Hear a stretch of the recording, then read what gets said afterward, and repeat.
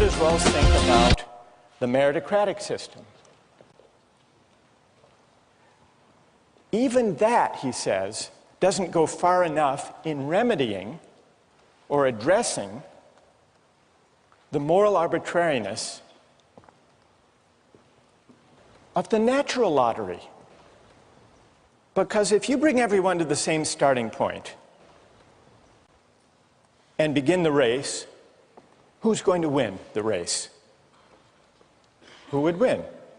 To use the runner's example. The fastest runners would win. But is it their doing that they happen to be blessed with the athletic prowess to run fast?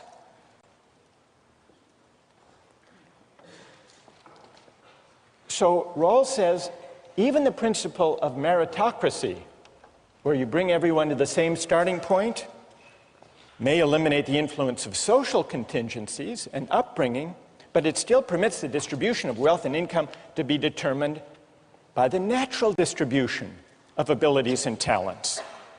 And so he thinks that the principle of eliminating morally arbitrary influences in the distribution of income and wealth requires going beyond what Mike favors, the meritocratic system.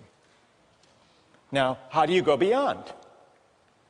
If you bring everyone to the same starting point, and you're still bothered by the fact that some are fast runners and some are not fast runners, what can you do?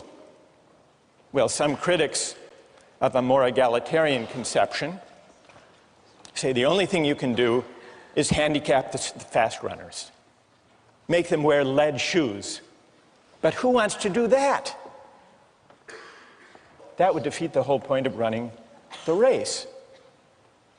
But Rawls says you don't have to have a kind of leveling equality if you want to go beyond a meritocratic conception.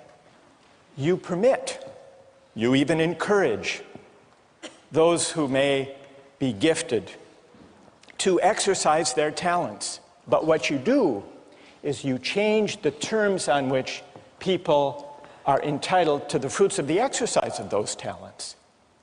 And that really is what the difference principle is. You establish a principle that says people may benefit from their good fortune, from their luck in the genetic lottery, but only on terms that work to the advantage of the least well-off. And so, for example, Michael Jordan can make $31 million, but only under a system that taxes away a chunk of that to help those who lack the basketball skills that he's blessed with. Likewise, Bill Gates. He can make his billions, but he can't think that he somehow morally deserves those billions. Those who have been favored by nature may gain from their good fortune, but only on terms that improve the situation of those who have lost out. That's the difference principle. And it's an argument from moral arbitrariness.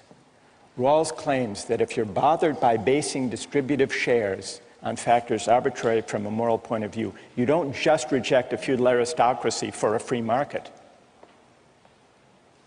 You don't even rest content with a meritocratic system that brings everyone to the same starting point. You set up a system where everyone, including those at the bottom, benefit from the exercise of the talents held by those who happen to be lucky. What do you think? Is that persuasive?